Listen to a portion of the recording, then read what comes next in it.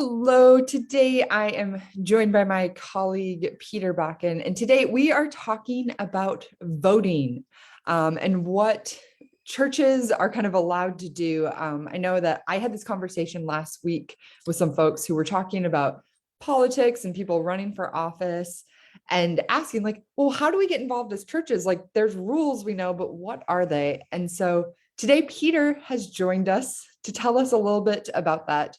But first, Peter, can you introduce yourself? Sure. Yeah. Thanks, Breanna. I'm Peter Bakken. I'm the Justice and Witness Coordinator for the Wisconsin Council of Churches.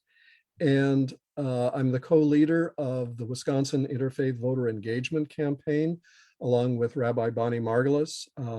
It's a project of the Wisconsin Council of Churches and Wisconsin Faith Voices for Justice to help to raise awareness and activity among voters, especially working through congregations of a variety of faiths, and also in the process to build bridges between different faith traditions and communities.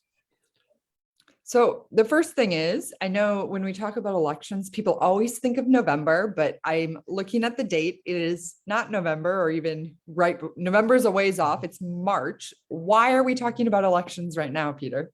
Well, there is an election coming up on April 5th, and these are the nonpartisan elections. There are a lot of local offices that are up for election, county supervisors, county executives, mayors, alders, municipal offices, school board members, but then also some larger area type offices like Court of Appeals and circuit court judges. And that, as I said, is coming up April 5th. We had the primary for these offices where there were contested primaries back in February.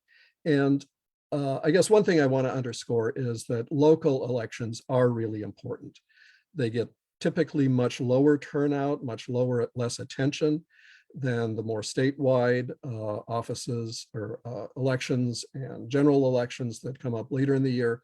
But these are often offices that have a very direct impact on people and that are very critical for how law enforcement is conducted within a community, how educational issues and controversies are addressed. So a lot of things that, especially that can affect things like racial issues and issues relating to people with low income or special needs, that kind of thing. These have a direct impact on the people in your community. And also just because they are local, because there's less turnout, more can hinge on, just a few votes. So your vote always counts, but it counts for more in a local election. So And I really want to plug that.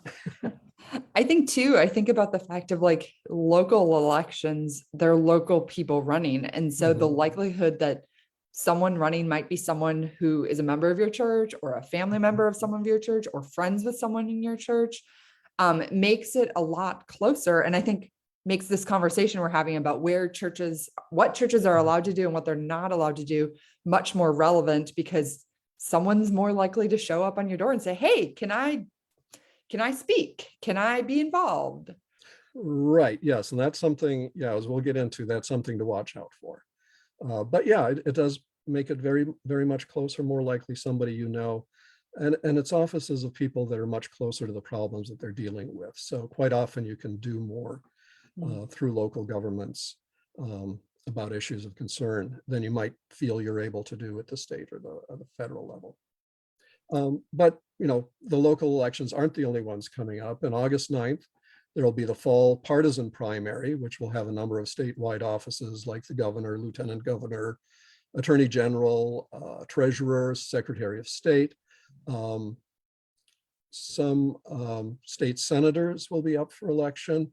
All the state representatives in the assembly will be up for election. So that'll be an important to watch. And then November 8th is the general election. And then also in the primary and the general election, there'll be the congressional offices, the Senate and representatives. So those are all important to watch. I mean, it's the November one that gets the most attention, but the primaries are important too.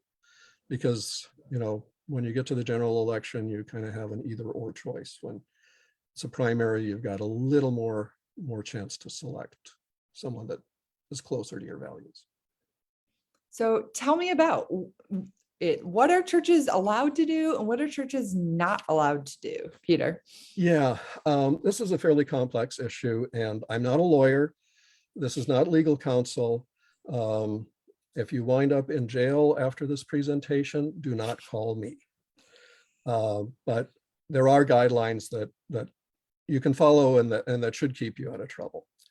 I mean, the first thing to say is that churches are classified as 501c3 organizations, nonprofit, charitable organizations, and they're tax exempt under IRS guidelines.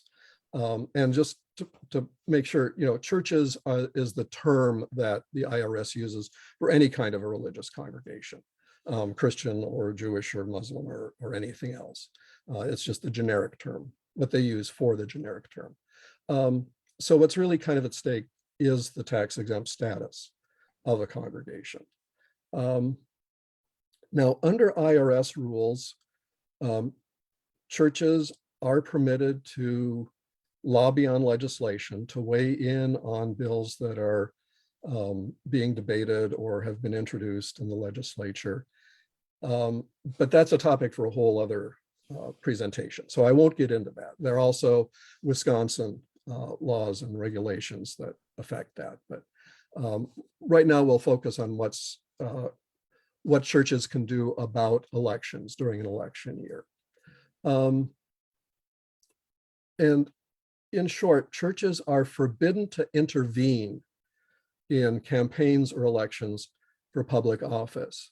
Now, under the IRS, advisory referendums, things that can appear on the ballot, like I think that would include constitutional amendments, school levies, advisory referendums on different topics.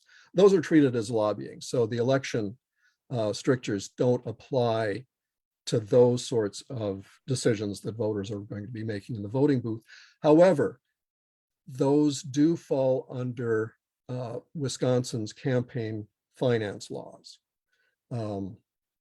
So they're both similar and dissimilar in that way to, issues relating to elected offices that are on the ballot. But again, that's another issue for another webinar to be provided by somebody other than me, because I don't know, I don't understand that stuff.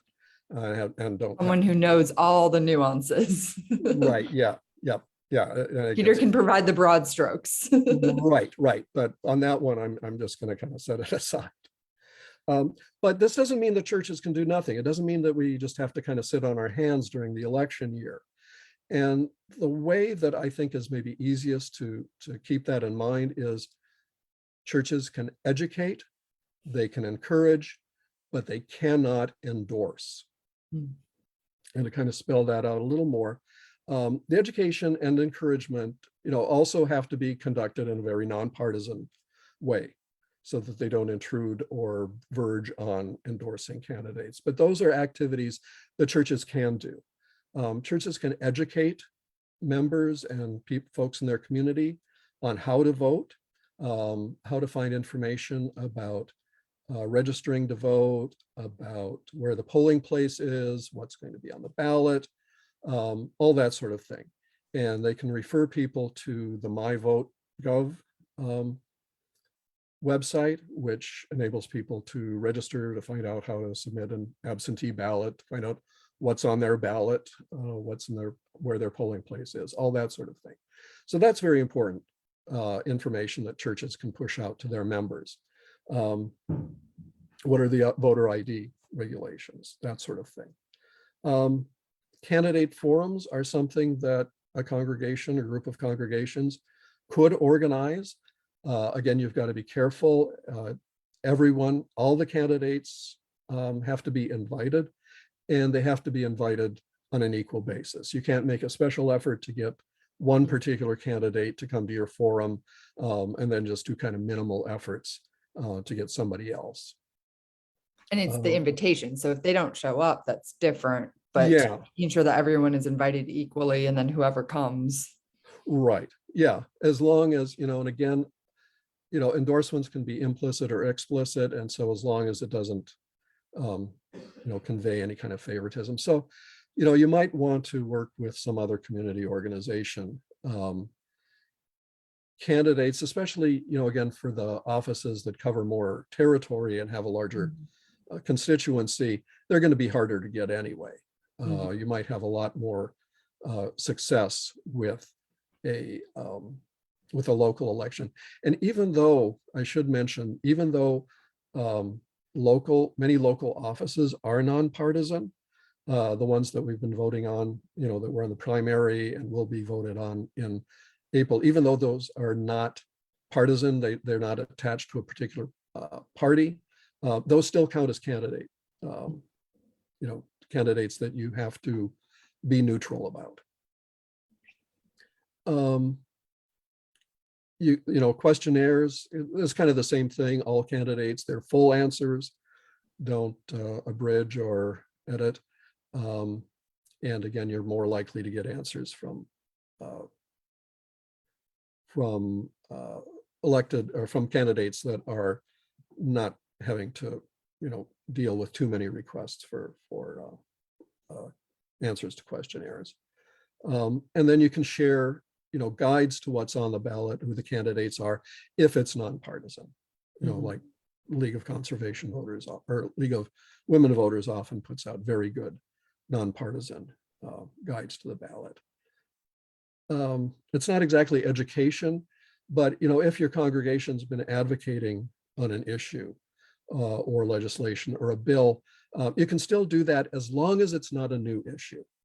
If it appears that you're bringing up an issue that's like a wedge issue or that distinguishes the candidates, that isn't something you've paid attention to before or had much emphasis, that can be a problem because that can kind of signal sort of this, implicit endorsement. You can also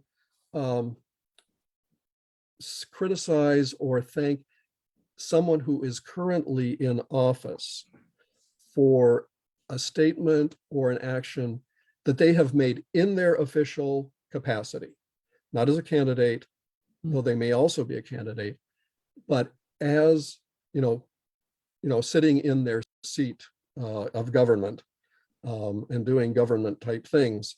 You can call them out on those. But again, you have to make a sharp distinction between them as a current operating government official and as a candidate. I say, and that's because, again, like you're kind of focusing on that issue more than necessarily the person per se. Right. Yeah, exactly. You want to be focusing on what they said, what they did, not who they are, and not their party. So don't generalize, be very focused, would be my advice on that. Then encouraging, again, the sort of educational material I talked about, you can remind people, you can engage in get out the vote activities of various sorts, whether it's leafleting or door knocking or phone banking, as long as you're targeting people, so to speak, as voters, and just encouraging them to do their duty as citizens and vote, not to vote for a particular candidate or vote for a particular party or against a party or candidate. You can reach out to particular demographic groups that might be more inclined to vote one way or the other. But as long as you're focusing on them as a demographic group and not as potential Republican or Democratic voters, that's okay. And then finally, as I've kind of mentioned in passing in a lot of these things, don't endorse explicitly or implicitly. And as for clergy, this is important because what you can do as a private individual on your own is one thing, but not as a representative of your congregation. And that would also include the leadership or the staff in your congregation. They can do what they want to do as private individuals, but not in any way that would suggest that they're representing the congregation. So I can say, I endorse this candidate as Breanna Illéné, but Right. not, I endorse this candidate as pastor of whatever church. Right. Or, we can't as, Wisconsin Council of Churches employees. So that's an important line to steer around. You can't support a candidate through action, through donations of money or in-kind contributions. They can use your facilities, but only if those facilities are offered on an equal basis at their fair market value. You can't, if a candidate approaches you to use your space and you normally charge for it, you have to charge them what you would. But they can use the space. Right. Yeah. As like a community person. Right. But don't say yes to one and no to another, and don't bump another activity to make room for somebody, and that kind of thing. And then there are a number of other details. You can't rank candidates on issues or compare them to an issue that you've taken a stand on, because that would be implicit endorsement. This candidate agrees with us, that candidate doesn't. That amounts to an endorsement. And again, as you mentioned earlier, you might have a candidate, someone who's running for office in your congregation, and you can't endorse them either, explicitly or implicitly. I wouldn't let them make a pitch or announce their candidacy as part of the announcements. I mean, I've seen that happen, but I don't think it's a good idea. It's a little iffy. It's a little iffy. And, I don't know how often churches run into trouble with the IRS. I mean, you hear cases of, a clergy person or a congregation that's gotten in trouble or that's gotten away with it. I don't know how common either of those are, but I think it's just really important to try to abide by the rules rather than take the risk. And I think when it starts seeming so overtly partisan, I think it can compromise our witness to the issues and to the needs of our community in and of itself. So that's kind of it. I mean, there are certainly places to go for more information. You can go to the website of the Wisconsin Interfaith Voter Engagement Campaign, and we've got information there. The Alliance for Justice is another organization that provides very good information for nonprofit organizations on what they can do about lobbying, as well as about what they can do in the election year. Great. And so then the last reminder is get out and vote. Get out and vote. What's the date again, Peter? The next one is April 5th. And I always get the dates wrong, but it's April. Here it is. Sorry. Put them on the spot. April 5th. I've sometimes said 6th, but it's April 5th, then August 9th, and November 8th. And just go to myvote, myvotewisconsin.gov and check your registration. Make sure you're registered, find out what you need to do to vote. Great. Thank you so much. You bet.